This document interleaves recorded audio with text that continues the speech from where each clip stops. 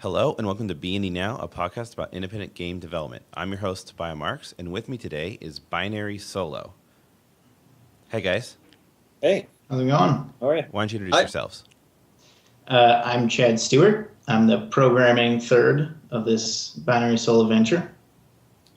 I'm Zeb West. I'm the production and design guy. And I'm Diego Almazan. I'm the artist of the group. So, I like to start the show with a general question. Why do you guys want to make games? I mean, it's part of what I liked as a kid, and I actually found out that I wasn't too bad at it, so I decided to pursue it. So now I want to make the games that I want to play. It's a good as reason as any. When did you first start getting into game development? Like you started doing it right in college, earlier than that? I started with a game called RPG Maker, actually, for the PlayStation. When that came out, it was like mid PlayStation 1 era. Mm-hmm. Still a pretty good tool. A lot of good games made in that, actually. Yeah. And then, I mean, that wasn't, real like programming or crazy design. You kind of work with limitations there. And in college, I just jumped into it full force, went to a game programming school. Which school did you go to? Full Sail University. Cool. How'd you like it? It was good. It was also a different program when I went about 9 years ago. Mm-hmm. So it was very rigorous, and you pretty much got in what you put out. I think that's the case with a lot of colleges, especially with new degrees relating to like game programming and stuff. 9 years ago, they were not a whole lot of degrees back then doing game development. Yeah. What about the rest of you guys? How did you get into game development? I have my interest in it was mainly in it is a different form of storytelling. My background is creative from theater and puppetry and stuff, and I'd started out doing first QA in video games, and then a little bit of design stuff, and then mostly project management and production jobs. And then once we went indie, I started doing design stuff and music as well. So kind of finally using more of my creative background within the games industry. Very cool. So how'd you guys meet each other? Well, BioWare together. Chad and I have been there for about 5 years. And how long were you there, Zeb? 2 years? 2.5. Yeah. Cool. So what got you together to start Binary Solo? I think that's one for Chad. I kind of had started talking about some of these ideas that I had with Zeb after watching Looper, and he was kind of on the same page, and it just started going from there. We started talking more and more about kind of doing this thing where we travel around the country and also making games and all that stuff. And then, of course, we both knew that we wanted, or I knew that we wanted Diego, and so I kept sending him a text every month, kind of like, "Hey, you done drawing spaceships yet? Hey, you bored yet?" Until finally, it worked one month. Yeah. No. By then, for me, I'd been on Star Wars for so long that I just didn't feel like I was doing myself any good by just kind of repeating the same process that I had for so long. I was just kind of ready to move on and to try something a little bit more small and a little bit more personal. So you guys worked together on projects before, not just for BioWare, but like specifically on the same project, or were you at different divisions? Yeah, yes and no. We were on the same project, but Chad was a tools programmer and worked a lot more with other teams. I was a concept artist, so we kind of worked with some of the same teams, but from different angles, if that makes any sense. Yeah, it does. So this project, the Indie Van Game Jam, that's your first time you're working together?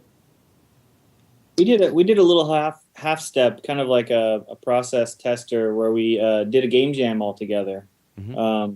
We did a 10-day Ouya Create game jam, and it was a really Yeah, it was a really we were like Chad was in the early Kickstarter for it and got a development kit, and we were big fans of it, and we're hoping it would do well. So we decided to throw in for that.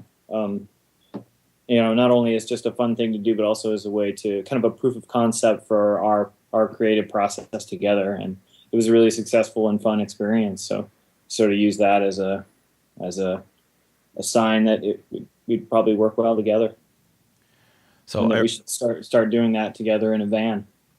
Yeah, so I kind of mentioned it a bit, but why don't you tell viewers out there what exactly is the Indie Van Game Jam? So it's a travelogue documentary web series where we go around the country interviewing independent game developers, and on the way we make our own games in a van. So for each episode, it's a new city, a new independent game developer that we're interviewing, and a new game that we make. We completely start from scratch each time. Yeah, part of the goal for the series is to explore game design from a lot of different angles. Like each time we're going to go visit a studio, we try to take a look at what we think is interesting about their games and interesting about their studio, and we use it to form a premise for our game jam. So it's a way for us to kind of learn by doing and kind of learn from them, and hopefully in a way that the viewers could get something out of it as well. And you do all your work while on the road? Yep. Yeah, we do all the music, all the sound effects, all the art, all the programming, all there in the van. Or if we stop along the way, we kind of just keep working every step of the way to our destination. And then once we reach the developer, that's kind of the halfway point of an episode, and the halfway point of the game jam, where we've sort of half made this thing. We've kind of done it in the spirit of their games, or based on some kind of design concept that we feel like they're exploring in an interesting way. And then we get kind of the wisdom of the sages when we have to kind of like,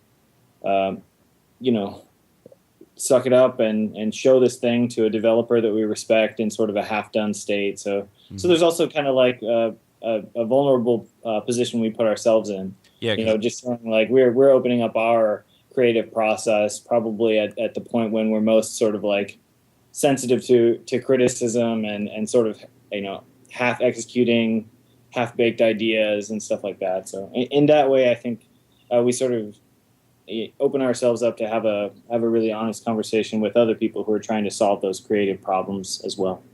Yeah, already a finished game jam is usually a half-baked idea, and you're in the middle of a game jam, so yeah. It's all buggy and not quite working yet. Yeah. How many episodes of these have you recorded so far? We have filmed 7 true episodes. We've been to 7 independent developers in cities where we've done a game jam.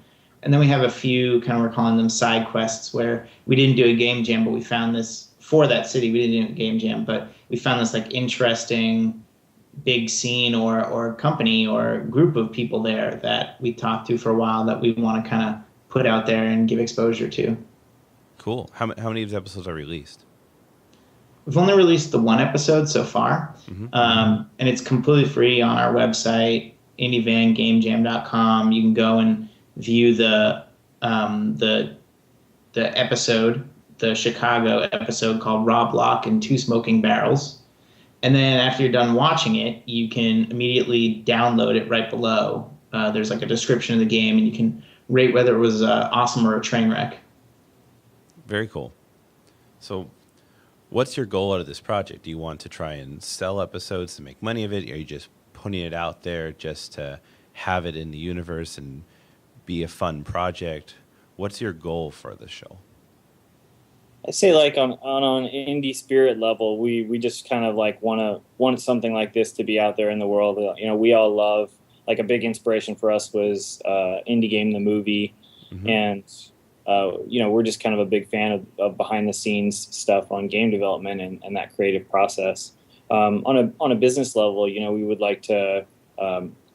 We have a couple different routes we can go. There's some kind of video content providers we've been talking to who do a lot of like shows online about video games and stuff like that. And then, we have the option too to put it in a little launcher and kind of sell it episode by episode.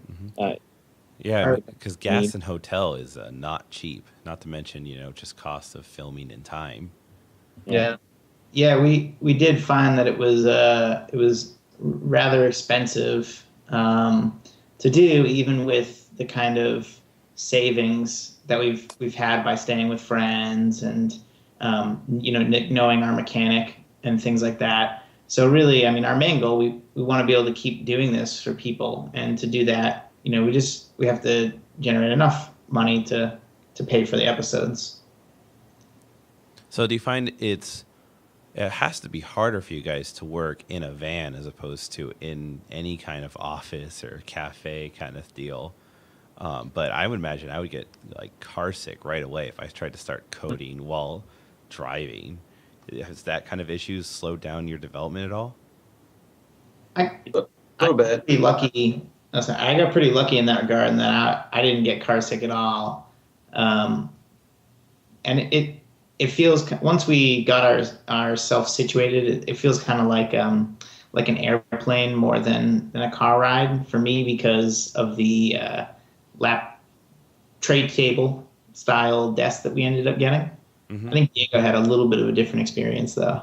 Yeah, I usually have a lot of car sickness like the first day out of the whole trip, so that usually kind of stunts things a little bit for me. But the good thing is that a lot of that time is spent on just basic ideation. So we do a bit of a whiteboard session in the van where Zeb and I just kind of pull out this big whiteboard and try to kind of wedge it between the seats where everybody can see it. And Chad will, throw some comments over the shoulder.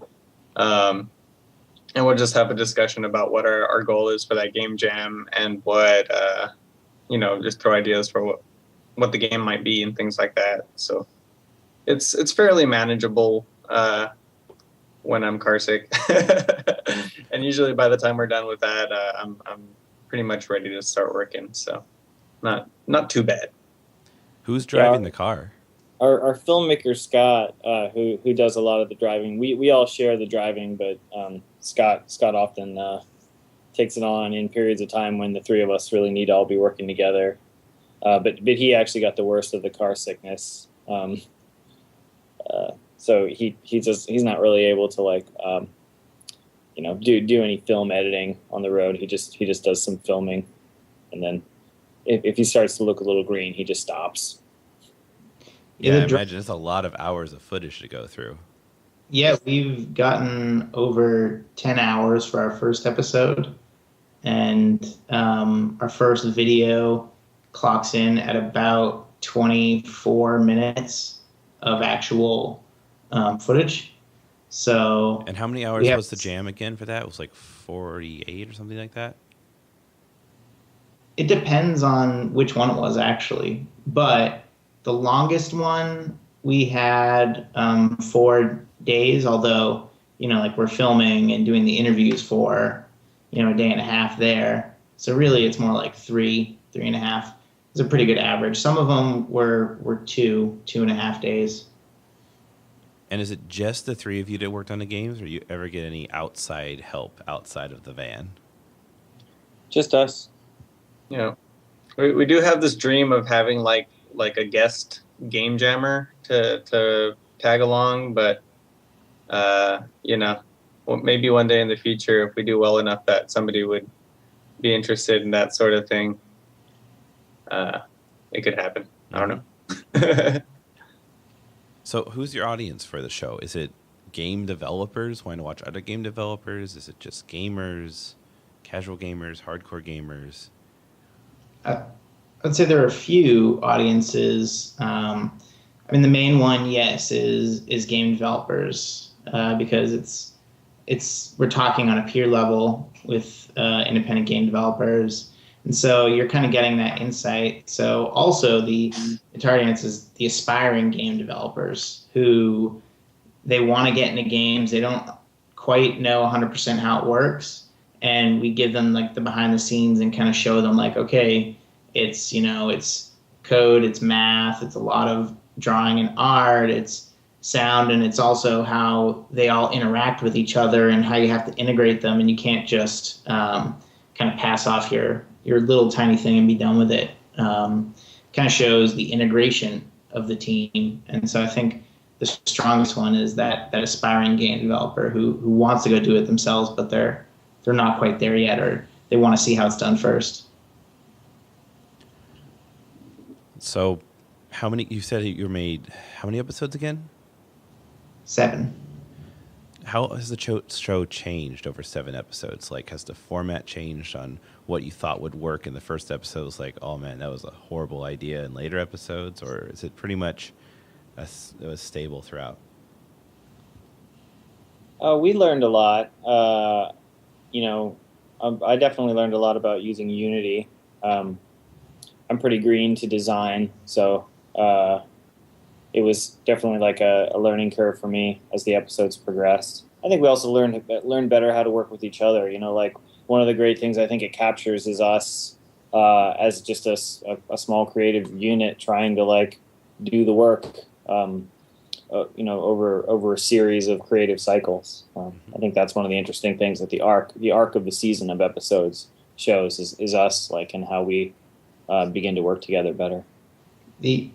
As far as like the format of the actual episodes or the filming of it, it did kind of evolve and change as we went. We definitely had some things in the first episode that we tried and we weren't quite sure of. We got a little bit more cool shots with our GoPro in later episodes, I think, as we learned good places to put it and tried some exterior shots. And we kind of, by the time we finished the first one, we kind of had an idea of what was interesting to us. So we kind of tried to focus our filming on that and get our technique down for getting everything that we think is interesting. What tools are you using to make the games? You mentioned Unity already and a whiteboard, but what else do you have at your disposal? For me as the artist, I primarily use Photoshop for most of the 2D work, and then Blender for anything 3D, which my 3D skills are super rudimentary. But it's worked out pretty well. Do you have a laptop and a tablet, or what?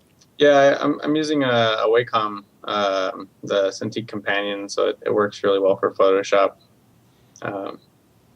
which is ideal because that's where I spend 90% of the time in the game jams. If I'm not in Unity, I'm in Photoshop. Is power an issue? I imagine it's a large draw to go from the cigarette lighter.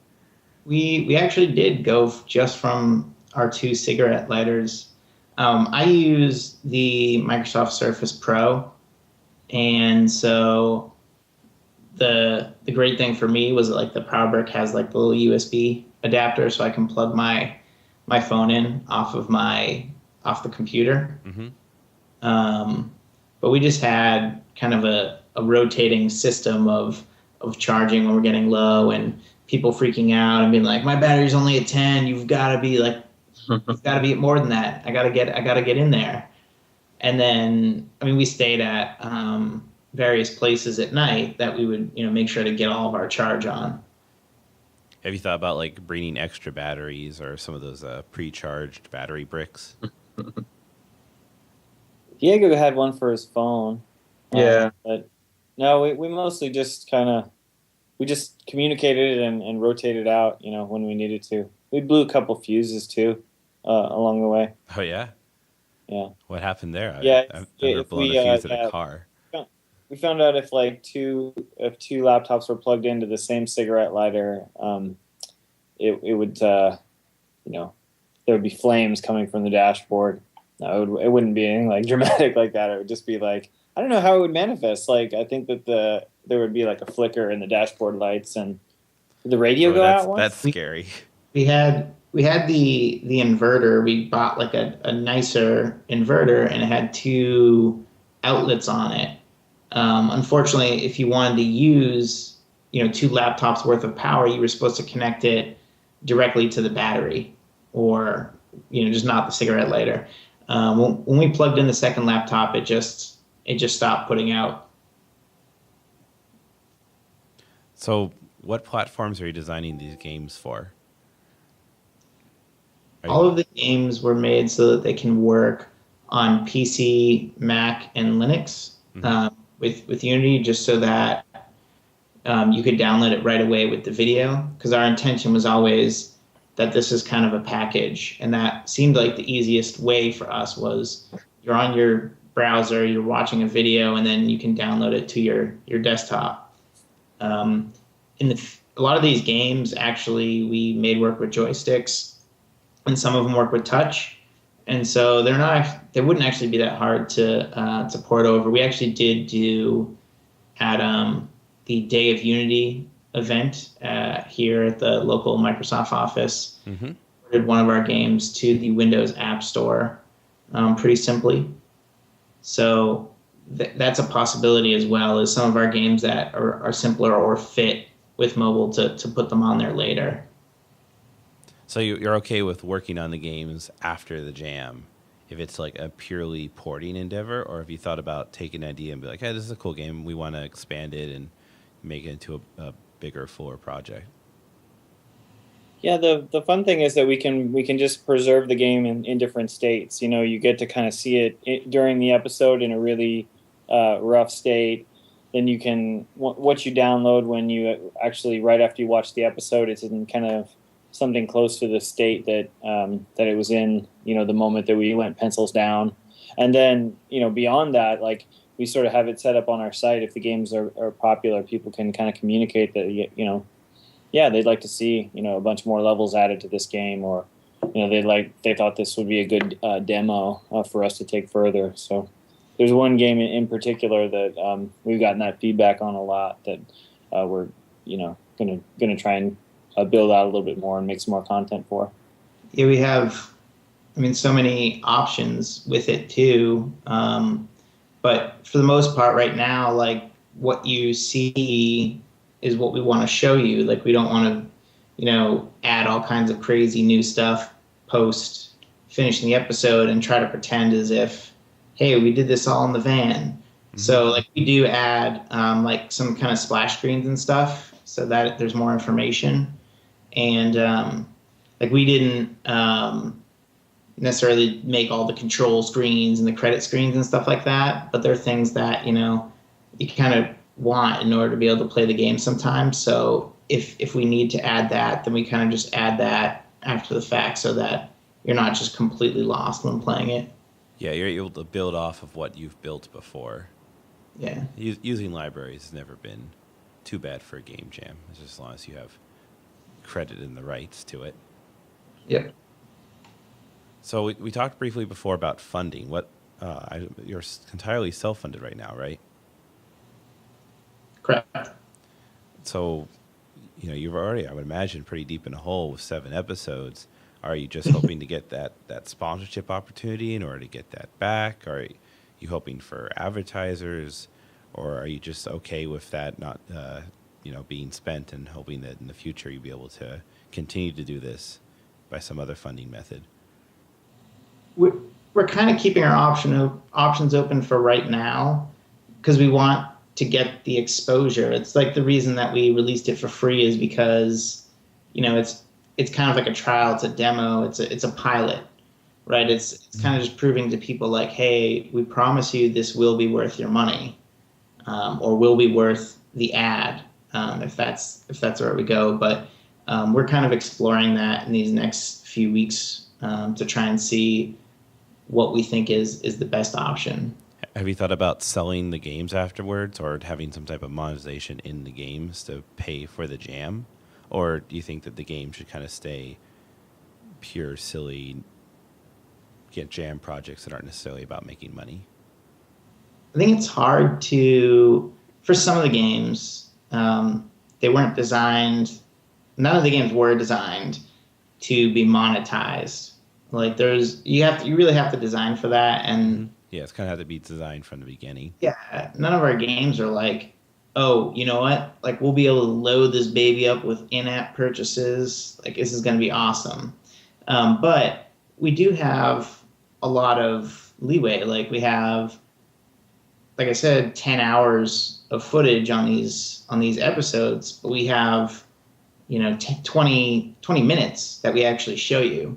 So there's a lot of possibility that we bundle them together and sell them as a package with loads of special features, developer commentary like in the game, and more levels and stuff like that. If a game warrants more levels, perks and extra features, new characters, things like that. Makes sense. What about submitting the games to any contest? Have you thought about submitting to IndieCade or DIGF or anything like that? I personally have. We have a big list of on our calendar of the deadlines that are coming up in the next year. So that's a useful list. You should share that. Yeah, it's actually through Promoter. Mm-hmm.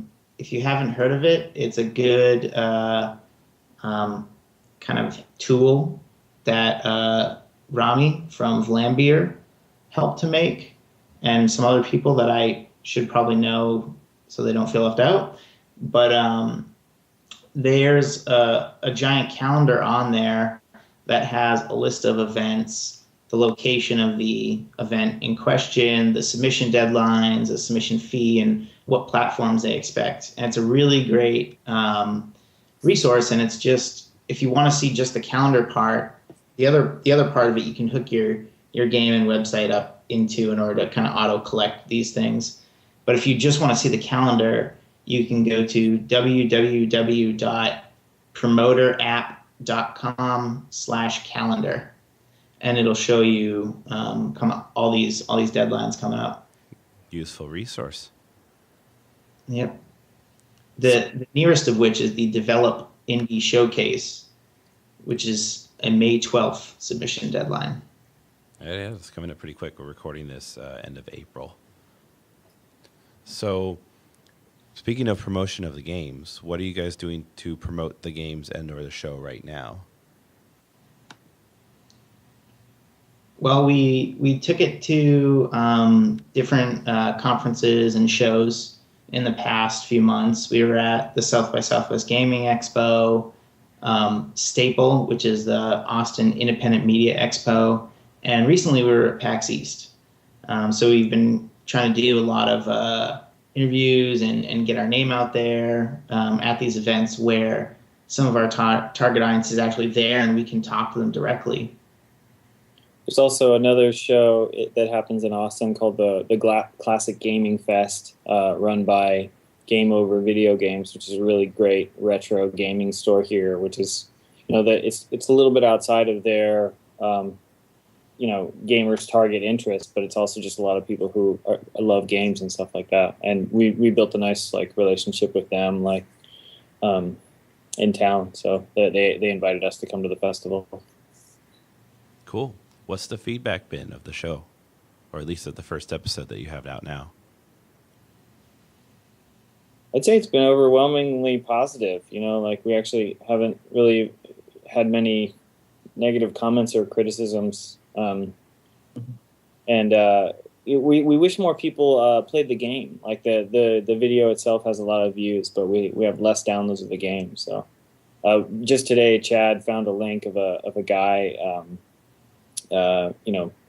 Doing a playthrough session of the game, doing a little let's play of it, and his commentary is just hilarious because he seemed to take right away to the atmosphere of that game, which is really spooky, and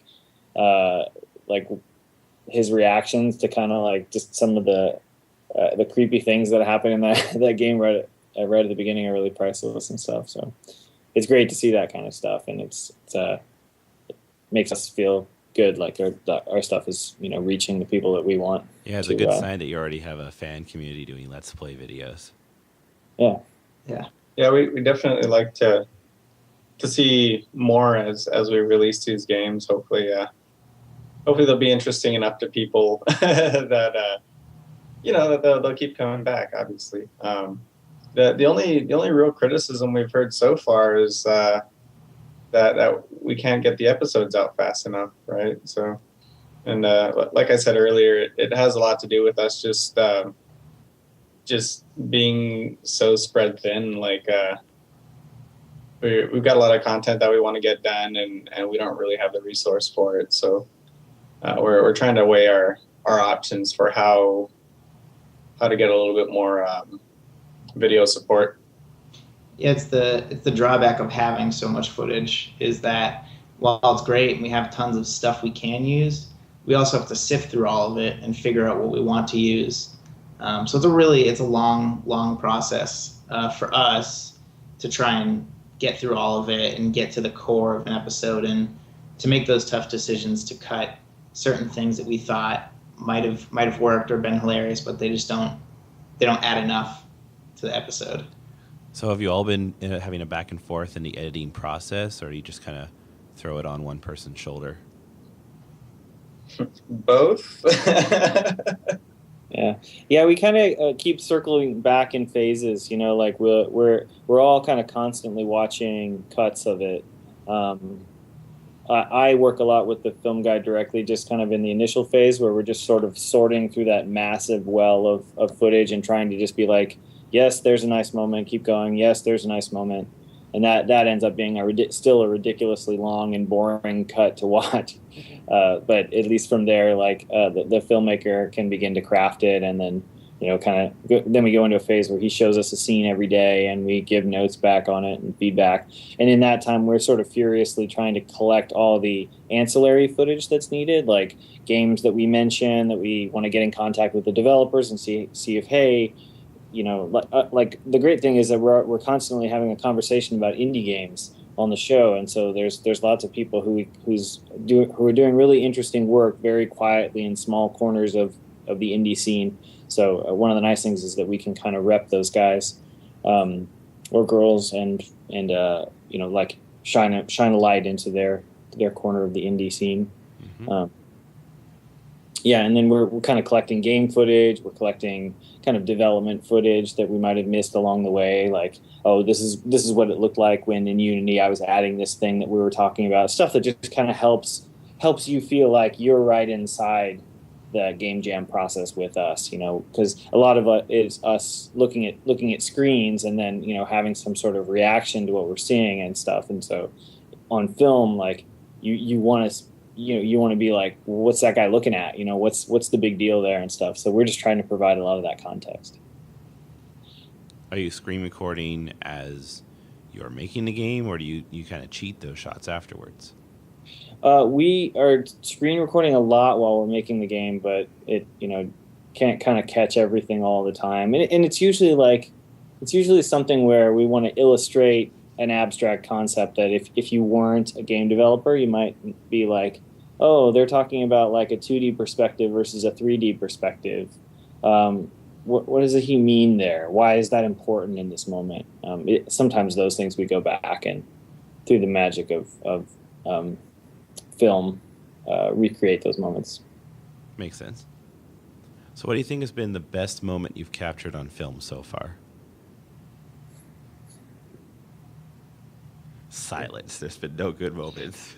Yeah, there's no best moments. There's been too many. Yeah, we have better moments, but not best moments. I don't know. What's a memorable one that pops to your head right away? How about that? I think that there's some great stuff of us like showing developers some of these ridiculous game jams and letting them play them. Just because there's like, such a bizarre spectrum. Like one of the fun things about like the catalog of mini games that we made is the breadth of them and the variety. So we had a guy named Ted Brown, who's sort of a one-man studio army up in Eugene, Oregon, and we did a visit to his studio, which is called Organic. And he, this guy is just like this like wonderful like 12-year-old boy that lives inside him, just like emerges whenever he's like playing a game. His playthrough of our games, it was like the most like encouraging and exciting thing because he was just bouncing off the walls, like playing these games and stuff. He also was a bit of a strange figure. He he really wanted us to film this sort of like pirate pledge that he'd written about game jams, that he called the Indie Game Jam Pledge. And so we have on film him like reciting this like sort of bizarre oath, like holding a quarter in his hand that's speaking in this pirate voice. I think it's going to make for great TV. Yeah, that sounds pretty funny. So on that same lines, what's been the worst moment? Do you have any footage of you guys like throwing up in the car or losing all your files or something horrible like that? Both of those things happened. Both of those things happened in the next episode that we're going to watch. Oh, I'm no. Not totally sure. I guess I'm not totally sure. And it was me. Both of those were me, actually. I threw up at the studio that we visited. I literally forgot there was vomiting in that episode for sure. Yeah. I don't know if it. Some of the worst things I think are funny that probably aren't on film, unfortunately, because they just were spur of the moment type things like that, where we were just like, "Where's Zeb? What happened?" And then Yeah. oh, he said, oh my, he said that the Tijuana Flats wasn't treating him very well. So, well, actually, the file backup thing. That I said that it's really sad that you guys lost files because this is hard to do a network backup when you're in a car. So, are you just doing it the old-fashioned copy-paste way and like hoping for the best? We totally for the first episode, it's kind of a thing. We used just a thumb drive. Oh man, SneakerNet backups. Those are not reliable. We ended up kind of trashing our build right before we showed it to Rob, to the guy who's supposed to tell us, what to do with this game. And so that was kind of a moment where we were like, all right, well, this thumb drive thing isn't working, so let's get this wireless hard drive. And it was a lot better after that, but it did make it possible that, like we said, Zeb managed to delete all the files on the hard drive. Luckily, we had 3 copies floating around. They weren't all quite synced up at that moment in time, the authoritative one, but we were able to recover from it. Have you guys thought about doing like a local Git backup or something? I thought of it, and I think if we do a season 2 and we have that chance, I think we can't avoid doing it. It's another thing that the editing process has proven as well, oddly enough, is that if we had a Git repository or SVN or anything, we would be able to go exactly to the build of the game at that moment in time and film it again. We wouldn't have to worry about filming things or screen sharing or screencasting. Yeah, see, that seems pretty useful. So now that we're editing, and we didn't start editing until we did all of our filming, it's something that's like, oh, there was a corollary use to that. It wouldn't have been, just a waste of time. Well, maybe we should do it next time. Well, hopefully there is a next time. Sounds like you guys really enjoyed the experience. I Yeah, personally it's love really a road blast. trips, so like the idea of making games on a road trip sounds pretty fun to me. Yeah, no, it's definitely like all my favorite things combined. I love road trips. I love exploring, visiting other towns, meeting people, creating games, experimenting. It's just kind of all there. I just love it. It's just one of those things where we need to figure out how we can continue doing it. And how we can generate a little extra time to actually stop and smell the roses. Yeah. There's definitely a lot of. We're working pretty hard on the road, so there's a lot of stuff we miss. I actually got a laugh once because one of my buddies is from Memphis, and we were driving back on our way home, and I sent him a little message like, "Hey, we're about to pass through your town. I think that's cool." And he's like, "Great, I hope you don't hate it." And then next thing I know, we had passed it like an hour ago, and I totally didn't even realize it. So I still have no idea what his hometown looks like. just because we're just got our heads down working on our projects. And Yeah, that is a little sad. I love like making stops on road trips. finding those tourist trap billboards. Like, oh yeah. we got to check out that giant ball of yarn. That looks cool. Yeah. We don't quite get to explore as much as we'd like to, but we try when we can. We've seen many gas station bathrooms. Yeah. Area bathrooms. Yeah, I didn't know those rest stops are actually pretty nice places to work. Some of them have Wi-Fi. Oh wow, that's pretty cool. We do try and seek out good food experiences. I feel like we made a little extra effort there to be like, let's not go to just the standard place chain. Like let's try and find like the weird kind of mom and pop, really interesting diamond in the rough like restaurants. Yeah, something like local, right? Yeah. On our first trip, we kind of followed. It felt like we were on our own episode of Diners, Drive-ins, and Dives, because every time we'd go to a place, we're like, oh, this looks cool. All right, yeah, it's got like decent reviews, and we want that type of food. And we'd go, and we'd somehow sit like right at a booth that had like Guy Fieri's face on the wall, and it was like, yeah, check out the Diablo sauce. It's kicking. Dynamite, check it out. We're like, oh, another one. Hey, here we go. A lot of the places he'd visit all the way, you're retracing the steps. Yeah. Pretty cool. So, if I had a time machine, you can go back to a few months ago, right before you set out on the first journey.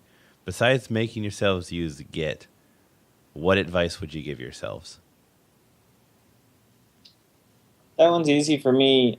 I would have forced us to attempt to edit the first episode before we went and filmed the next one. Just because I think in that process we sort of learned where the gaps were in what we actually captured. And I think that we're going to discover more and more that the sort of habits that we got into traveling and filming, we might have, gotten worse about some of those things. But I think it'll only just spur us to be more creative in those episodes about what we did capture, and how do we get the most out of that. Yeah, for me, it would have been just general software preparedness. 3D software was one for our first episode, but we had times when like we were trying to get like some video capture of what we were doing, so people could watch, and we'd have difficulty for some reason or another getting all that to work. So,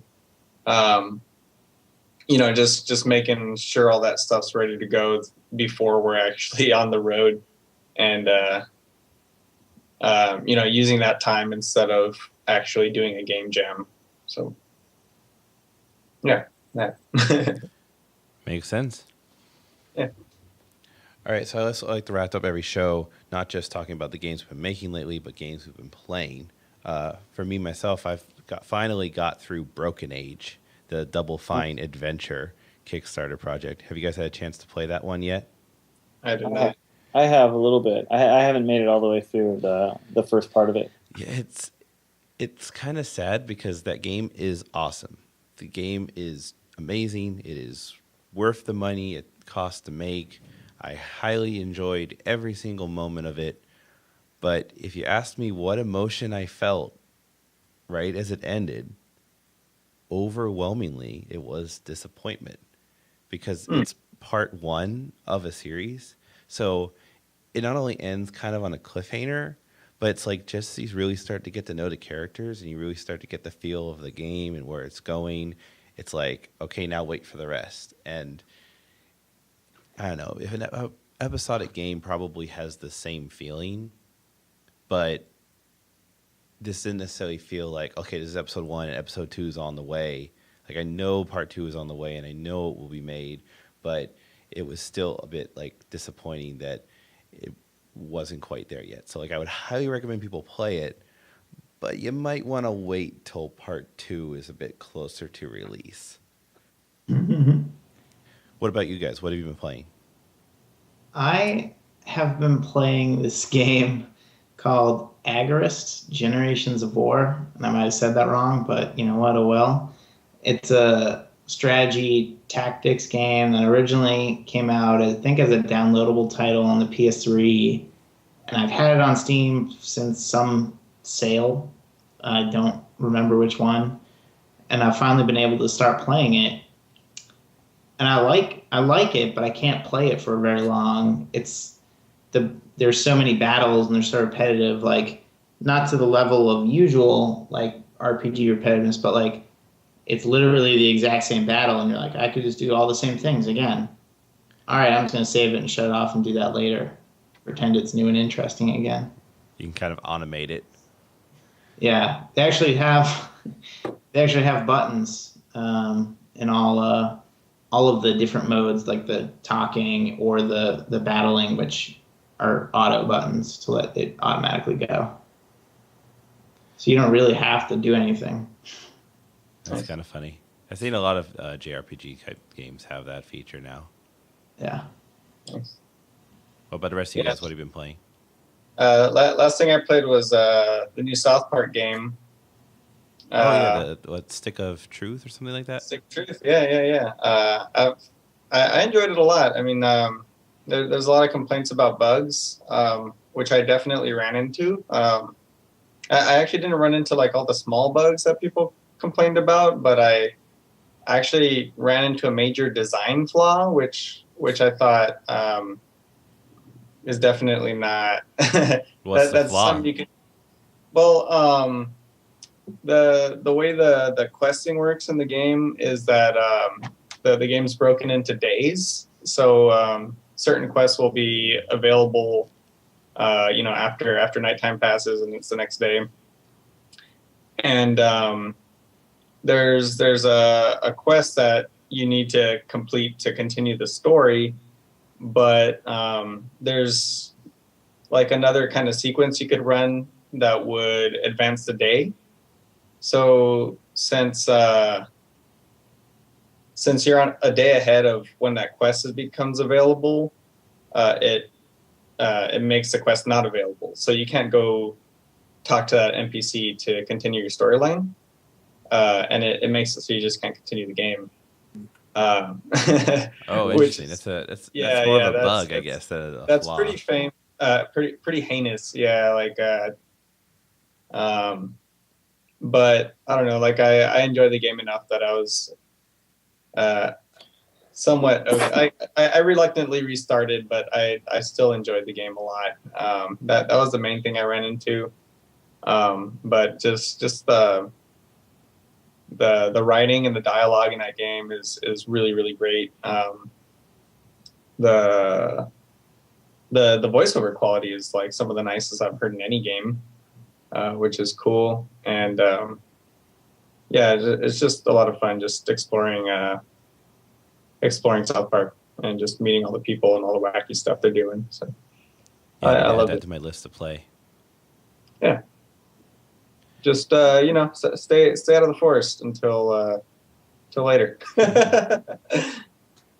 I will note that. And any games have been inspiring you guys lately? I've been playing. I finally got a chance to play Super Brothers Sword and Sorcery. Oh man, that game is beautiful. Capybara, great music, like hilarious, like dialogue in it, like really wonderful tone that they captured. Beautiful. Did you tweet a lot during it? It's kind of a weird feature after the fact, but it was a very interesting experiment when the game was first getting popular and people first started tweeting random stuff. I did. I tweeted it just because it was there. Yeah. Remember, I was like, maybe I should just tweet once. Yeah, I've been playing it while we've been traveling around to a lot of these different festivals, or conferences and stuff. So I'm usually like on a plane, not buying any expensive plane Wi-Fi. Mm-hmm. So I usually skip the tweet option. The other game that I have to admit that I'm playing, and I say admit because I feel like every time I talk about Blizzard games, I talk about them in terms of addiction and shame. But I've been playing Hearthstone, and I can't stop. Yeah, it's pretty good. And I love it. Yeah, it's really great. Yeah, they finally got out of beta now, and I don't know how much the numbers have shot up because of that, but it is definitely a lot of people trying it out. It's hard, but I guess not. It's easy to get into, right? But it's kind of hard to really master and get all the cards you need and have a really good deck. Yeah. Yeah, they have a good progression in it. Like the daily quests that you can do to get more cards. Like you really don't have to buy cards. Like you feel like that option is there to speed it up. But if you want to, you can just slowly amass cards. But I mean, for one, Blizzard has enough money; they don't really need to push and make money with it. They can use it as a loss leader to get people back in the WoW. But Yeah. beyond that, they will have enough player base that they can feed into it. That even if they're not monetizing a high percentage, they're still making lots of money off it. Kind of similar to Riot Games, they have such a large player base that they can be super not aggressive with their monetization, and people are willing to pay for it. Although I think Hearthstone actually has a lot more aggressive monetization than any Riot game does. Yeah. All right, very cool. If you want to find more about the show, you can go to beindynow.com. That's where we have show notes, past shows, all that cool stuff. If you want to find more about me, you can go to my blog, tobiahmarks.com, where I have articles about game development, tutorials, resource links, interesting stuff like that. Where can we find more about the Indie Van Game Jam? You can find out, you can watch the first episode and download the first game at indievangamejam.com. You can also get more information about us in general on our website, binarysolo.com. Do you guys have any Twitter feeds you want to plug? Yeah, we all have our own Binary Solo feed. So I'm Binary Solo Chad. We have Binary Solo Zeb and Binary Solo Diego. And then we also have our company Twitter, which is Binary Solo Games. Very cool. Well, thank you guys very much for taking the time and talking about the show with me. Yeah, thanks for having us on. All right. You've already gone and made a bunch of games, but for everyone else out there, go out and make some games.